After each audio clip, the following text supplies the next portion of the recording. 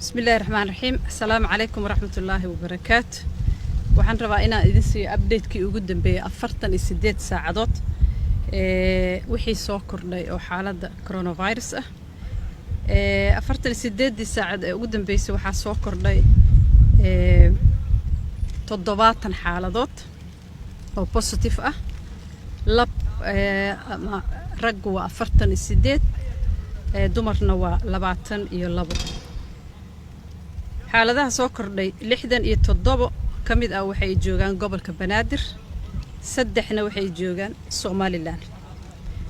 dadka laga helay da'dooda waxay kala tahay sidan soo socoto: ka yar 20 sano boqolkiiba waa 3, 20 ilaa iyo 39 sano waxa waaye 48, 40 ilaa iyo 59 waa 27, 60 sano iyo ka badanna waa 22.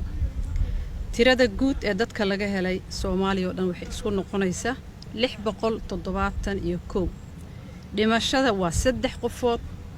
3 qofood qof waxay ku kala geeriyoodeen Banaadir, Puntland iyo Somaliland. tirada guud ee dhimashada waxay noqonaysaa 31. Ilaahay u naxariisto.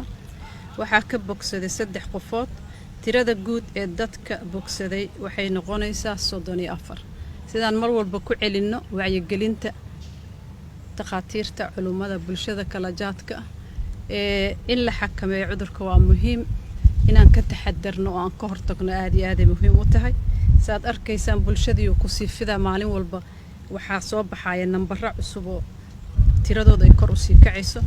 insha Allah inaan dadaalno mowqifka dawladda uga aadan cudurkan coronavirus waa inaan ku dadaalno in aan qofna ku waayin oo soo nooga dhimanin cudurka. dawladda dadaalkeeda waa badan yahay.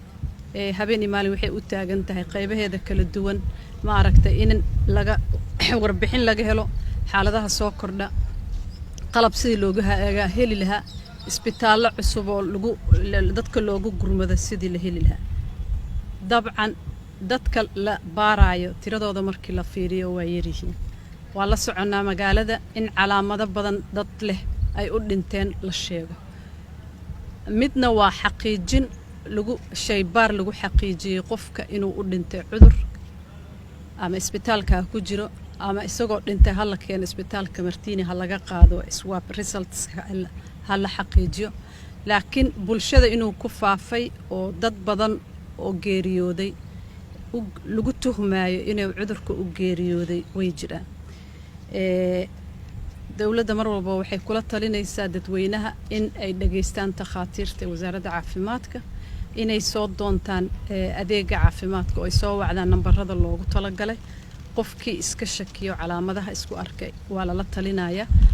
dawladda waxay aad ugu dadaalaysaa inay kor u qaaddo awoodeeda baarid ee cudurkan. qof walba iskaga shakiya oo calaamadihii leh waxaa lagu waaninayaa inuu taleefanada soo wacdo oo takhaatiirta uu dhageysto, markaasna laga qaado baaritaan la xaqiijiyo xaalkiisa. tirada aan sheegayna dadka guud ahaan laga helay ma aha dad intoodaba isbitaal Martiini ku wada jira ama gobolada isbitaallo ugu jira. qofka markuu positive yahay waxaa laga yaabaa inuusan calaamado lahayn. waxaa laga yaabaa in xanuun yar oo aan yacni qandha iyo waxyaalo badan oo guriga lagu maareyn karo inay jiraan. waxaa lagula taliyaa qofka inuu gurigiisa joogo laakiin iska dhowro bulshada gurigiisa dadka iyo inuu iska dhowro suu asagana yacni u xakameysnaado. dadka uu jecel yahay deriska iyo saaxiibada iyo qaraabadina uusan contact ula sameyn falgal si uusan cudurka u fidin. laakiin waxaa lagula taliyaa xaaladiisa hadday iska bedesho inuu soo wacdo adeega uu isbitaal Martiini yimaado ama gobolada meel allaale meeshii lagu daaweynayo. taas micnaheeda waa muhiim dadka in la baaro, baaridda in kor loo qaado. waxaa la bilaabay gobolka Banaadir in si random ah oo talanteel ah loo raadiyo oo saambalo loogu qaado. ayadana waa idin la socodsiin doonaa heerka uu bulshada fiditaanka gaaray.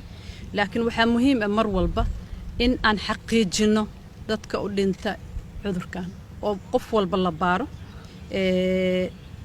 siyaasadeennana waa inaan ka hortagno in qofna noogu dhimanin. intii dhimatay Allah u naxariisto, inta xanuunka uu haayo Ilaahay ha ka qaado.